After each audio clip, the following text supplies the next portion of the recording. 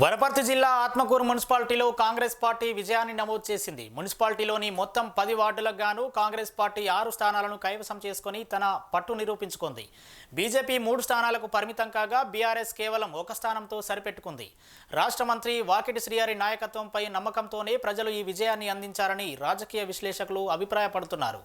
దశాబ్దాలుగా పెండింగ్లో ఉన్న జూరాల బ్రిడ్జ్ నిర్మాణం, రోడ్డు విస్తరణ, మార్కెట్ యార్డ్ మరియు నిరుద్యోగులకు ఉద్యోగ అవకాశాల వంటి హామీలే కాంగ్రెస్ గెలుపునకు సోపానాలుగా నిలిచాయని అభ్యర్థులు తెలిపారు.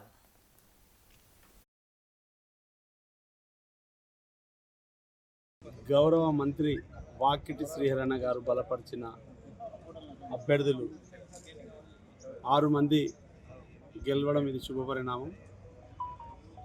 గెలిపించిన ఓటు వేసి గెలిపించిన ప్రతి ఒక్క ఓటరుకి శిరస్సు వంచి వందనాలు తెలియజేసుకుంటున్నాం.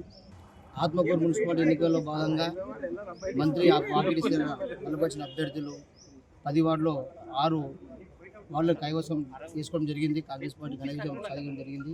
అది కేవలం శ్రీహరి బలపరిచిన వ్యక్తులు అతనికి సాధ్యము. ఎందుకంటే అతను ఇచ్చినటువంటి డెవలప్మెంట్ వర్కులు ఈరోజు గతంలో ఎన్నడూ లేనంత విధంగా 384 కోట్లు డెవలప్మెంట్ పనులు తీసుకొచ్చి ఈరోజు ఆత్మకూరు ప్రజలంతా కాంగ్రెస్ వైపు ఉండి ఈరోజు మున్సిపల్ చైర్మన్కి పట్టం కట్టడం జరిగింది.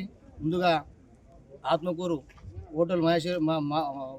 ఓటర్లకు అదేవిధంగా ఓటర్ మహాశయులకు అందరికీ కూడా నా పదాభివందనం తెలుపుతూ గౌరవ మంత్రి వాకిటి శ్రీహరి గారు బలపరిచిన అభ్యర్థులు